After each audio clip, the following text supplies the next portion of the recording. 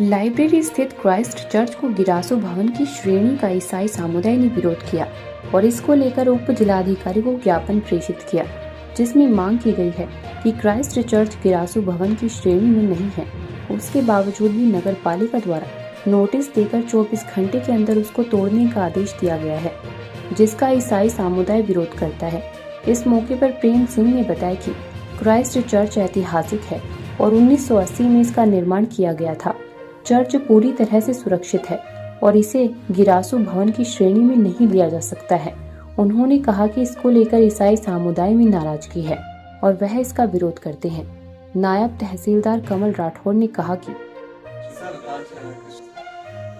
अभी ये मसूरी के मसूरी ऐतिहासिक क्रिश्चियन स्मारक सुरक्षा फोरम के संयोजक प्रेम सिंह जी और उनके साथ अन्य मसूरी वासी यहाँ आए और इन्होंने एक ज्ञापन दिया है, जिसमें कि इन्होंने चर्च की संपत्ति को तोड़ने की चेतावनी के बारे में बताया है कि ये गिरासू भवन में है और जबकि के मौके पे गिरासू नहीं है।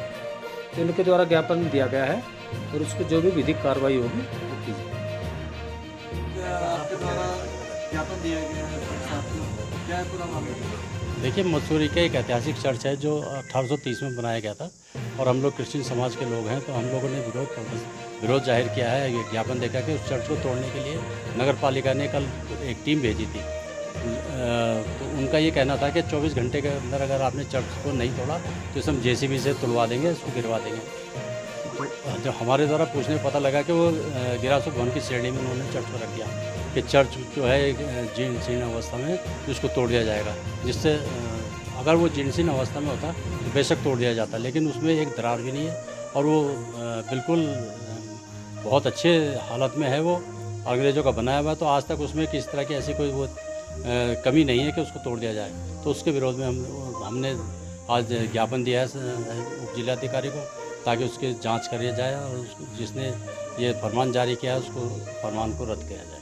सर, लगता नहीं जो क्रिश्चियन प्रॉपर्टीज है उन पर कब्जे जमाने की साजिश रची जा रही है? देखिए, बड़े दुर्भाग्य का विषय है कि चर्च का एक पार्ट जो है पिछले कुछ सालों में भूमाफिया द्वारा बेच दिया गया और उसकी गुपचुप तरीके से उसकी रजिस्ट्री भी हो गई। जब हमें पता लगा तो हमने जो है उसे सरकार को उसके बारे में अवगत कराया था, जिसको करीबन 2 महीने हो गए, लेकिन सरकार ने उस पत्र का जवाब नहीं दिया और ना ही उसकी कोई जाँच की गई।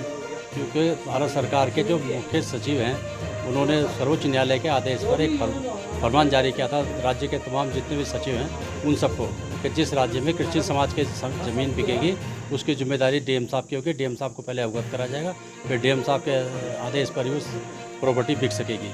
लेकिन ऐसा कुछ नहीं हुआ और उस प्रॉपर्टी को बेच दिया गया और जिसकी जाँच के लिए हमने रिक्वेस्ट की थी, लेकिन अभी तक उस पर भी कोई जांच नहीं हुई।